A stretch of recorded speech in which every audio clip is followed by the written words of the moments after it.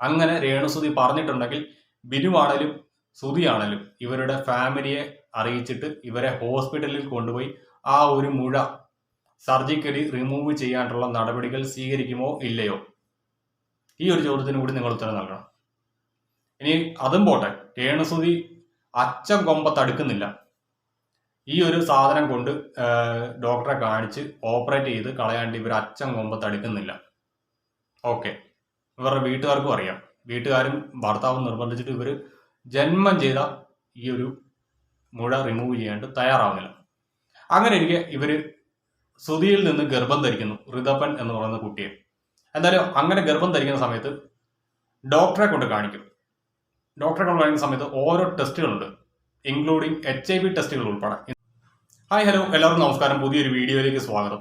അപ്പോൾ നമ്മുടെ തമ്പലയും കണ്ടപ്പോൾ തന്നെ എല്ലാവർക്കും കാര്യം മനസ്സിലായി കാണും. ഇത് ഇന്നലെ ഞാൻ ചെയ്ത വീഡിയോയുടെ സെക്കൻഡ് പാർട്ടാണ്. ഇങ്ങനൊരു സെക്കൻഡ് പാർട്ട് വീഡിയോ ചെയ്യാണ്ടിടയായ സാഹചര്യം എന്ന് പറയുന്നത്, ഞാൻ ഇന്നലെ ചെയ്ത വീഡിയോയ്ക്കകത്ത് പല കാര്യങ്ങളും പറയാണ്ട് വിട്ടുപോയി. അതുകൊണ്ട് തന്നെ ധാരാളം വിമർശനങ്ങൾ എൻ്റെ ആ വീഡിയോയുടെ താഴെ കമന്റ് രൂപത്തിൽ വന്നിരുന്നു. അതുകൊണ്ട് ആ കമന്റ് ഇട്ട ആളുകൾക്കുള്ള മറുപടിയാണ് ഈ ഒരു വീഡിയോ. ഫസ്റ്റ് ഓഫ് ഓൾ, നിങ്ങൾ ഈ ഒരു വീഡിയോ പൂർണ്ണമായിട്ടും കണ്ട ശേഷം മാത്രമേ ഇതിനകത്തൊരു അഭിപ്രായം രേഖപ്പെടുത്താവുള്ളൂ. അല്ലാതെ ഈ ഒരു തമ്പലയും കണ്ട ഉടനെ ഓടി വന്ന് കാടടച്ച് വെടിവെച്ചിട്ട് ഈ ഒരു വീഡിയോ കണ്ടിട്ട് യാതൊരു പ്രയോജനമില്ല. എനിക്ക് പറയാനുള്ള കാര്യങ്ങൾ കൃത്യമായിട്ട് ഞാനിവിടെ പറയുന്നുണ്ട്. ഇന്നലെ വിട്ടുപോയ കാര്യങ്ങളെല്ലാം തന്നെ പൂർണ്ണമായിട്ടും ഈ ഒരു വീഡിയോയ്ക്കകത്ത് ഞാൻ ഉൾപ്പെടുത്താണ്ട് ശ്രമിക്കുന്നുണ്ട്. എന്തായാലും ഫസ്റ്റ്, രേണുസുതി എന്ന് പറയുന്ന സ്ത്രീക്ക് ക്യാൻസർ ഇല്ല എന്ന് വരുത്തി തീർക്കാണ്ടല്ല ഞാൻ ഈ ഒരു വീഡിയോ ചെയ്യുന്നത്.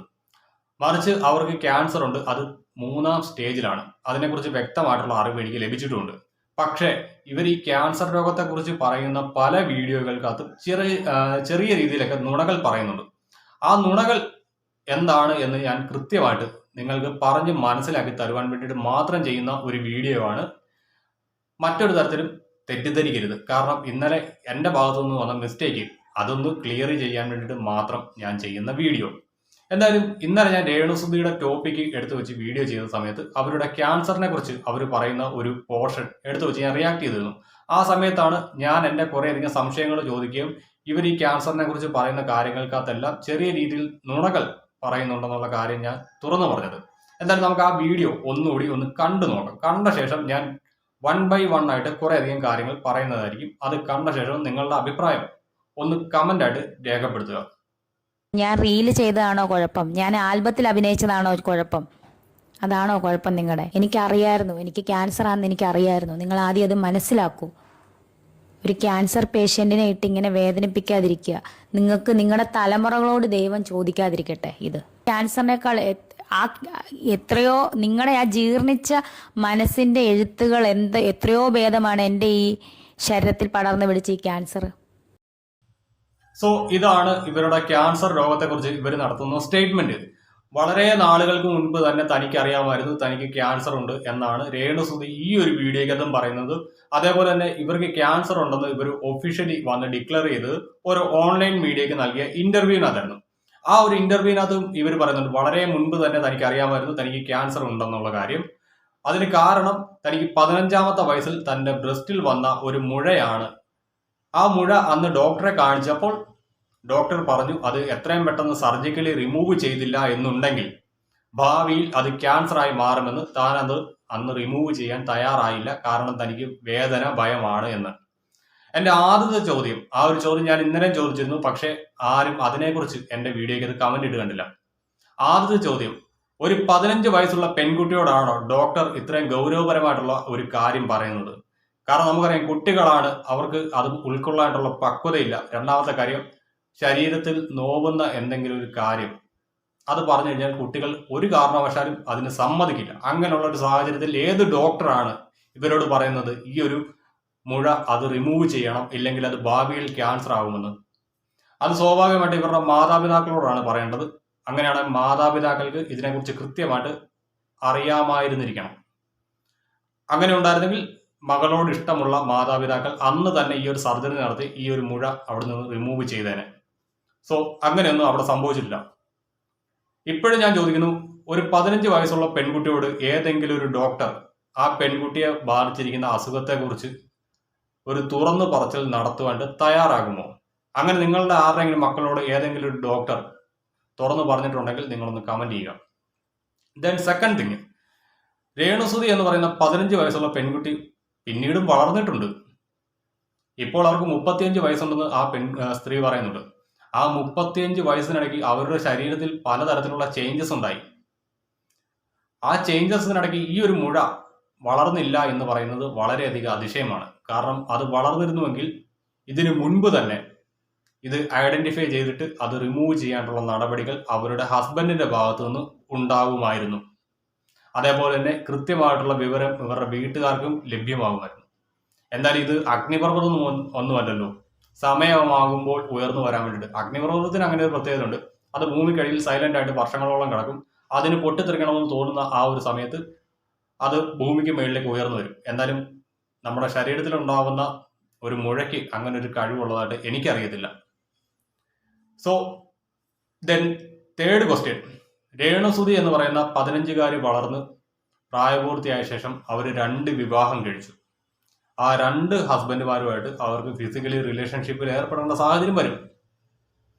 അങ്ങനെ ഫിസിക്കലി റിലേഷൻഷിപ്പിൽ ഏർപ്പെടുന്ന സമയത്ത് എന്തായാലും ഹസ്ബൻഡ് തൻ്റെ ഭാര്യയെ പൂർണ്ണമായിട്ടും കാണുമല്ലോ. അങ്ങനെ കാണുന്ന സമയത്ത് സ്വാഭാവികമായിട്ടും അവരുടെ ബ്രസ്റ്റിനുണ്ടാവുന്ന ആ ഒരു ആകൃതി വ്യത്യാസം അത് ഹസ്ബൻഡിന്റെ കണ്ണിൽ പെടുമോ ഇല്ലയോ? അങ്ങനെ കണ്ണിൽ പെട്ട് കഴിഞ്ഞാൽ സ്വാഭാവികമായിട്ടും ഭർത്താവ് ഭാര്യയോട് ഇതിനെക്കുറിച്ച് ചോദിക്കും, എന്താണ് ഈ ഒരു ആകൃതി വ്യത്യാസത്തിനുള്ള കാരണം. അങ്ങനെ ചോദിക്കുമ്പോൾ രേണുസുതി എന്ന് പറയുന്ന ഭാര്യ തീർച്ചയായിട്ടും ഹസ്ബൻഡിനോട് പറഞ്ഞിരിക്കണം. അത് ബിനുവിനോടായാലും സുതിയോടായാലും, എനിക്ക് 15-ാമത്തെ വയസ്സിൽ എൻ്റെ ബ്രസ്റ്റിൽ ഒരു മുഴ വന്നിരുന്നു. അത് അന്ന് ഡോക്ടറെ കാണിച്ചപ്പോൾ ഡോക്ടർ പറഞ്ഞതാണ് സർജിക്കലി അത് റിമൂവ് ചെയ്യണം. അത് റിമൂവ് ചെയ്യാത്ത പക്ഷം അത് ഭാവിയിൽ ക്യാൻസറായി മാറുമെന്ന്. അങ്ങനെ രേണുസുതി പറഞ്ഞിട്ടുണ്ടെങ്കിൽ ബിനുവാണേലും സുതിയാണേലും ഇവരുടെ ഫാമിലിയെ അറിയിച്ചിട്ട് ഇവരെ ഹോസ്പിറ്റലിൽ കൊണ്ടുപോയി ആ ഒരു മുഴ സർജിക്കലി റിമൂവ് ചെയ്യാനുള്ള നടപടികൾ സ്വീകരിക്കുമോ ഇല്ലയോ? ഈ ഒരു ചോദ്യത്തിന് കൂടി നിങ്ങൾ ഉത്തരം നൽകണം. ഇനി അതും പോട്ടെ, രേണുസുതി അച്ഛൻ കൊമ്പത്തടുക്കുന്നില്ല. ഈ ഒരു സാധനം കൊണ്ട് ഡോക്ടറെ കാണിച്ച് ഓപ്പറേറ്റ് ചെയ്ത് കളയാണ്ട് ഇവർ അച്ഛൻ കൊമ്പത്തടുക്കുന്നില്ല. ഓക്കെ, ഇവരുടെ വീട്ടുകാർക്കും അറിയാം. വീട്ടുകാരും ഭർത്താവും നിർബന്ധിച്ചിട്ട് ഇവർ ജന്മം ചെയ്ത ഈ ഒരു മുഴ റിമൂവ് ചെയ്യാണ്ട് തയ്യാറാവുന്നില്ല. അങ്ങനെ ഇരിക്കെ ഇവർ സുതിയിൽ നിന്ന് ഗർഭം ധരിക്കുന്നു, ഋതപ്പൻ എന്ന് പറയുന്ന കുട്ടിയെ.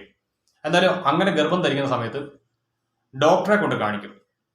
ഡോക്ടറെ കൊണ്ട് കാണിക്കുന്ന സമയത്ത് ഓരോ ടെസ്റ്റുകളുണ്ട്, ഇൻക്ലൂഡിങ് HIV ടെസ്റ്റുകൾ ഉൾപ്പെടെ. ഇന്നലെ ഞാൻ ഇതിനെക്കുറിച്ച് പറഞ്ഞു തന്നപ്പോൾ ആൾക്കാരും അത് സമ്മതിച്ചില്ല. എന്തായാലും ആ ടെസ്റ്റുകൾ ഏതൊക്കെയാണെന്ന് ഞാൻ പറയാം. 1 മുതൽ 12 ആഴ്ചകൾ വരെയുള്ള ടെസ്റ്റുകളുണ്ട്. രക്തപരിശോധനകളാണ്.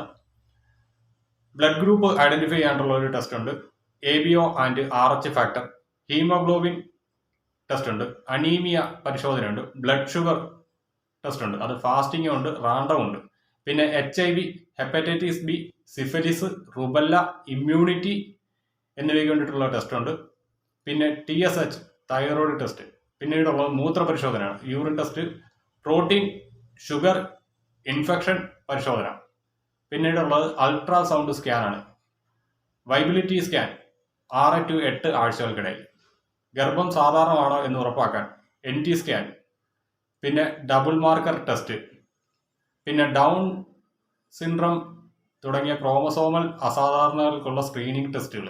ഇത്രയും ടെസ്റ്റുകൾ നടത്തുന്ന ആ ഒരു സമയത്ത് സ്വന്തം ഭാര്യയോട് അത്രമേൽ ഇഷ്ടമുണ്ടായിരുന്ന സുതി എന്ന് പറയുന്ന ഹസ്ബൻഡ് ഡോക്ടറോട് പറയില്ലേ, ഡോക്ടറെ ഇവളുടെ ബ്രസ്റ്റിന് ഇങ്ങനെ ഒരു ഇഷ്യൂ ഉണ്ട്, ഇവളുടെ ബ്രസ്റ്റിന് താഴെ ഒരു മുഴയുണ്ട്, അത് ഇവളുടെ 15-ാമത്തെ വയസ്സിൽ വന്ന ഒരു മുഴയാണ്, അത് അന്നേ ഡോക്ടർ പറഞ്ഞതാണ്, സർജിക്കലി റിമൂവ് ചെയ്യണം, അല്ലാത്ത പക്ഷം ഇത് ഭാവിയിൽ ക്യാൻസറായി മാറും എന്നുള്ള കാര്യം അന്നേ ഡോക്ടർ പറഞ്ഞതാണ്. ഇവള് പക്ഷെ ജന്മം ചെയ്ത ഇതിന് സമ്മതിക്കുന്നില്ല. ഇതുകൊണ്ട് എന്തെങ്കിലും പ്രശ്നം ഭാവിയിൽ ഉണ്ടാകുമോ, അമ്മയ്ക്കും കുട്ടിക്കും, അതായത് കുട്ടിക്ക് അമ്മ മുലപ്പാൽ നൽകുന്നതിലൂടെ ഇത് ക്യാൻസറായി മാറിയിട്ടുണ്ടെങ്കിൽ കുട്ടിക്ക് പകരുമോ എന്നുള്ളൊരു ചോദ്യം ഭാര്യയോട് അത്രമേൽ സ്നേഹമുണ്ടായിരുന്ന സുതി ചോദിക്കുമോ ഇല്ലയോ? അതേപോലെ തന്നെ സ്വന്തം കുഞ്ഞിൻ്റെയും സ്വന്തം വൈഫിൻ്റെയും ലൈഫ് റിസ്ക് വെക്കാണ്ട് സുതി എന്ന് പറയുന്ന ഹസ്ബൻഡ് അന്ന് തയ്യാറായിട്ടുണ്ടായിരിക്കുമോ? ഈ ചോദ്യത്തിന് കൂടി നിങ്ങൾ ഉത്തരം പറയും. സോ അങ്ങനെ അന്ന് സുതി പറഞ്ഞിട്ടുണ്ടായിരുന്നെങ്കിൽ തീർച്ചയായിട്ടും രേണുവിൻ്റെ ഈ ഒരു ബ്രസ്റ്റിന് താഴെ ഉണ്ടായിരുന്ന മുഴ അന്നേ ഡോക്ടറും അവർ റിമൂവ് ചെയ്തേനെ. ഇപ്പൊ മനസ്സിലായില്ലേ ഞാൻ പറഞ്ഞു തന്നത്? അന്നേ അത് റിമൂവ് ചെയ്തേനെ, ഇന്ന് ഇവർക്ക് ക്യാൻസറായി മാറില്ലായിരുന്നു. അപ്പോൾ എന്റെ ചോദ്യം ഇതാണ്, ഭർത്താക്കന്മാർ കണ്ടിട്ടില്ലാത്ത ഈ ഒരു മുഴ ഇപ്പോൾ എവിടുന്ന് പൊടുന്നതിനെ വന്നു? ഒറ്റ ചോദ്യമേ ഉള്ളൂ. ഭർത്താവ് കണ്ടിട്ടുണ്ടായിരുന്നെങ്കിൽ ഇത് എന്നേ റിമൂവ് ചെയ്ത് കളഞ്ഞേനെ. എന്തായാലും ഇത് സ്തുതിയോ ബിനുവോ കണ്ടിട്ടില്ല. എന്തിനേറെ ഈ ഒരു മുഴയെ കുറിച്ച് ഇവരുടെ വീട്ടുകാർക്ക് പോലും അറിയില്ല. അതുകൊണ്ട് തന്നെയാണ് ഞാൻ പറഞ്ഞത്, രേണുസുതി എന്ന് പറയുന്ന സ്ത്രീ അവരുടെ ക്യാൻസറിനെ കുറിച്ച് നടത്തിയ വെളിപ്പെടുത്തലിനകത്ത് കുറെ അധികം കള്ളങ്ങളുണ്ട്. ഇപ്പൊ ഞാൻ ആ ഒരു വീഡിയോക്ക് അത് വിട്ടുപോയ പല കാര്യങ്ങളെ കുറിച്ചും തുറന്ന് പറഞ്ഞിട്ടുണ്ട്. ഇനി അതിൽ കൂടുതൽ തുറന്ന് പറയാണ്ട് പല കാര്യങ്ങളും ഉണ്ട്, ഞാൻ അതിനെക്കുറിച്ച് പറയാണ്ട് തയ്യാറല്ല. അത് അവരുടെ പ്രൈവസിയുമായി ബന്ധപ്പെട്ട പല കാര്യങ്ങളുണ്ട്. അവരുടെ സുഹൃത്തുക്കളിൽ നിന്ന് എനിക്ക് അറിയാൻ കഴിഞ്ഞ കുറേ അധികം കാര്യങ്ങളുണ്ട്. ഈ ഒരു ബ്രസ്റ്റ് ക്യാൻസറിനെ കുറിച്ച് അവർക്കുള്ള സംശയങ്ങൾ അവർ എന്നോട് പങ്കുവച്ചിട്ടുണ്ടായിരുന്നു, എനിക്കുള്ള സംശയങ്ങൾ ഞാൻ അവരോടും പങ്കുവച്ചിട്ടുണ്ടായിരുന്നു. അവർ എന്നോട് പറഞ്ഞ ഒരേ ഒരു കാര്യമുള്ളൂ, എടാ അവളുടെ മുന്നിൽ നമുക്ക് പറഞ്ഞ് ജയിക്കാൻ പറ്റില്ല, കാരണം അവളൊന്നും അക്സെപ്റ്റ് ചെയ്യാൻ തയ്യാറാവില്ല. അല്ലെങ്കിൽ അവളോട് പറഞ്ഞ് മനസ്സിലാക്കണമെങ്കിൽ വലിയ കൊമ്പത്തെ സെലിബ്രിറ്റീസ് ഒക്കെ വന്ന് കാര്യങ്ങൾ പറഞ്ഞാലേ അവൾ അക്സെപ്റ്റ് ചെയ്യത്തുള്ളൂ എന്നാണ് അവരുടെ പല സുഹൃത്തുക്കളും എന്നോട് പറഞ്ഞിരിക്കുന്നത്. സോ ഇതൊരു കോൺട്രവേഴ്സി ആക്കാൻ വേണ്ടിയിട്ട് ഞാൻ ചെയ്തതല്ല. എനിക്ക് പറയാനുള്ള കുറേയധികം കാര്യങ്ങൾ ഞാൻ പറഞ്ഞു. കാരണം ഇവർ പലപ്പോഴും ഈ ഒരു കാര്യം എന്ന് പറയുമ്പോൾ നമുക്കൊരു ഇറിറ്റേഷൻ ഉണ്ട്. വേണ്ട വേണ്ട എന്ന് വെക്കുമ്പോൾ പോലും ഇവർ വീണ്ടും വീണ്ടും വന്ന് പറയുകയാണ്, എനിക്ക് ഇതിന് മുൻപേ അറിയായിരുന്നു, എനിക്ക് 15ാമത്തെ വയസ്സിൽ ഒരു മുഴ വന്നിരുന്നു, ആ മുഴയാണ് ഇപ്പോൾ ക്യാൻസറായി മാറിയെന്ന്. ശരിയാണ്, അങ്ങനെ ഒരു മുഴ വന്നു കഴിഞ്ഞാൽ അത് സർജിക്കലി റിമൂവ് ചെയ്തില്ലെങ്കിൽ ക്യാൻസർ ആവാനുള്ള സാധ്യത ഏകദേശം 80% ഉണ്ട്. അത് ക്യാൻസറായി മാറാൻ സാധ്യത കൂടുതലാണ്. ക്യാൻസറായി മാറേണ്ട ഒരു മുഴ വേണമെന്നില്ല. നമ്മുടെ തല ഇടിച്ച് നമ്മളെവിടെയും വീണ് അന്ന് നമുക്ക് വലിയ പ്രശ്നങ്ങളൊന്നും തോന്നില്ല. പക്ഷേ ഇന്റേണലി ഇഞ്ചുറി ഉണ്ട്. അത് നമ്മുടെ ജീവനെ അന്ന് ഹാനികരമായിട്ട് ബാധിച്ചില്ലെങ്കിൽ പോലും പിന്നീട് വർഷങ്ങളോളം ചിലപ്പോൾ ആ ഒരു മുറിവോ ചതവോ ഉള്ളിൽ ഇരുന്നുകൊണ്ട് തന്നെ അത് ഭാവിയിൽ ക്യാൻസറായി മാറാനുള്ള സാധ്യതകളും വളരെ കൂടുതലാണ്.